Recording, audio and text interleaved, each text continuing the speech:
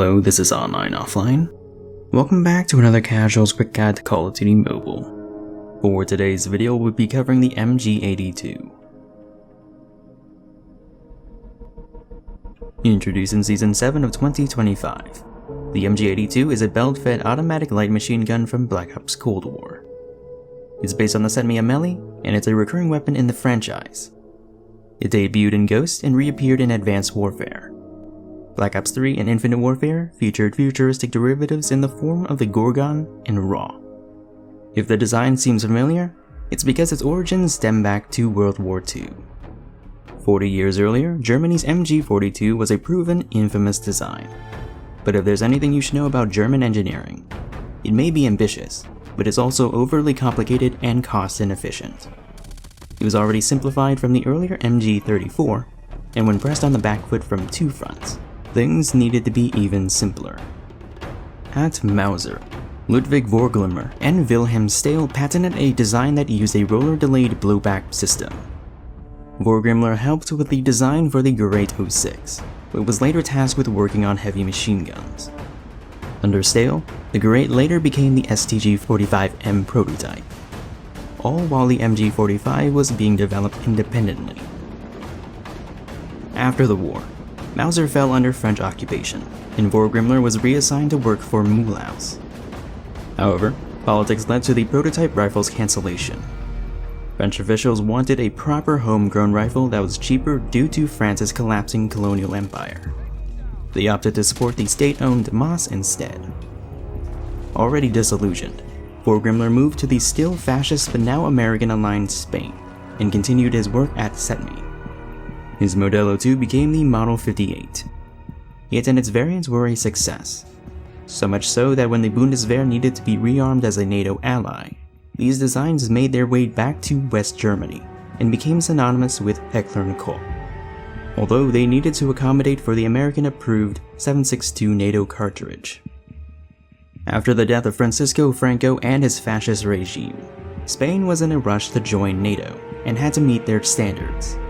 New cartridge, new weapons. This led to the adoption of the Model L rifles and Ametralladora Ligera, or Ameli. However, both weapons suffered from poor quality control as a result of this rushed modernization and mass production. They were later replaced by the HK G36 and MG4. While in service, Spanish soldiers even gave CETME the loving nickname of Cada esquina tiene mierda escondida. Is that foreshadowing for this gun's place in mobile? Well, base damage per shot is low, killing in 5 shots in close range, 6 at mid, and 7 at long range. To make up for this, the fire rate is tied with the FFAR at 909 rounds per minute, and is the second fastest in the LMG class behind the MG42. Your base effective range is 35 meters. The base bullet speed is 900 meters per second, and this is fine for multiplayer, but the MG82 doesn't have many attachments to help this. The bullet impact is an outlier in this class.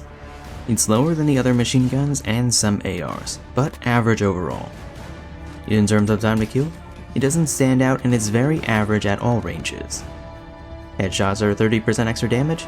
Just one can give you a 4-shot potential in its first range, and extended 6-shot potential in its final range.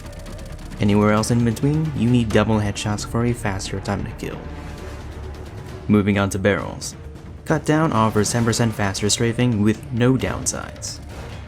Sword Cut Down offers more strafing speed but destroys your range. Cavalry Lancer is more of a BR attachment as it deals additional damage to vehicles. Match Grade increases range by 40%, but cripples your sprint speed. Division allows for 10% extra damage to enemy chest and biceps, but this only matters from behind or the side in its first and final range. The drawbacks are less range and more horizontal recoil. Task Force helps with bicep damage, but not with the chest. This barrel is also the only attachment that can help you with bullet speed, but this comes at the cost of more recoil. The 82 has 2 suppressors that harms bullet speed. On most guns, the Agency suppressor has no downsides. On the EM2, FFAR, and XM4, it hurts bullet speed. On the 80s, it hurts range. On the 82, it does both. but at least it doesn't also hurt horizontal recoil like on the Dingo and KSB. There is no reason to use the OWC light suppressor, as it's inferior to agency in all respects. Unlike on other guns, it hurts your bullet speed by 15%. In terms of mobility, the MG42 is tied with the RPD and M4 LMG in having below average base movement speeds for an LMG. The ADS time is close to being perfectly average for its class. However, its sprint out time is among the slowest in the game. The raise time is tied with the RAL and MG42 for the second slowest in the game, only behind the PKM. The drop time is slower than average for an LMG, but not as slow as the UL, PKM, and RAL. The base mag size is 100 rounds and can be extended to 125 or 150, but due to its fire rate, you will burn through ammo quickly. The full reload animation takes 8 seconds when empty, and 6 if not empty. The full animation and reload cancel is the third slowest in the game, only behind the Bruin and RAL. You can cancel before you fully place the belt and save over 2 seconds. When not empty, the full animation is similar in length to the Bruin and PKM. You can cancel a few frames before you take your fingers off the inserted belt, and this can shave off over a second of ad time. As for accuracy, the Bloom is solid and is on par with the PKM, Bruin, and the average assault rifle. However, it neither has attachments to help nor harm it. The fire spread is one of the best in the LMG class and relative to ARs. The fast fire rate also helps, but you're not going to impress SMGs. In my opinion, the iron sight is fine for mid-range. If you don't like it, you can delete it to use the MG42's model instead. And if you don't have the MG42 downloaded either, it will use the RPD's model instead. The recoil is moderate. It doesn't actually kick that hard, but the issue is that it changes direction 6 times if you have enough ammo. If you aren't mag dumping, the initial recoil is light enough to burst fire with. If your aim seems off, it may be due to its false idle sway, as in the iron sight may move ever so slightly, but your aim doesn't actually shift. So iron lungs won't do you any good, and it's just something that you'll have to get used to. As mentioned before, the Ameli is a recurring weapon in Call of Duty, debuting in COD Ghosts. It had a much slower fire rate than its real-life counterpart, but made up for it by being a 2 to 4 shot kill. Unfortunately, it had the same mobility as a rocket launcher and riot shield, so you couldn't take advantage of its 2-shot range. In a game with a time to kill as fast as Ghost, combined with the large maps and generous hit detection, people would rather camp in a corner with the infamous M27 IRA and thermal scope. In Advanced Warfare, it was pretty much the same as it was in Ghost, but with steadier recoil, jetpacks to reposition, and supply drop variants that altered its damage and fire rate. Perhaps not as good as the HBR-A3 Insanity, ASM-1 Speakeasy, or BAL-27 Obsidian Steed, but the Ameli Subverter variant was one of the best in the game and could restore its 2-shot potential like in Ghost at the cost of half its base mag size. The Gorgon from Black Ops 3 returns to 2-shotting like in Ghost, but from well over 100 meters without a suppressor. The drawbacks were its sluggish mobility, handling, and having half the base mag size and fire rate from what you'd expect from past games. Even after multiple nerfs, it remained as one of the best defensive weapons, and essentially played like a high-risk, high-reward full auto DMR. Infinite Warfare's Raw is yet another slow-firing futuristic derivative, but as an energy weapon. 3 to 4 shots to kill, AR-level mobility with a 70-round mag, and didn't take 7 seconds to reload cancel. It was a high-tier LMG until its second recoil nerf.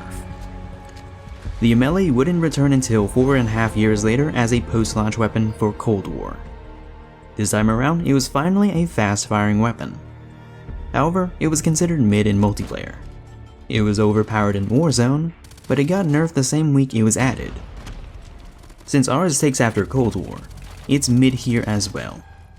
Most of our Cold War guns have mediocre stats, but are redeemed by gunsmiths that have few downsides per attachment. This is not the case for the MG42.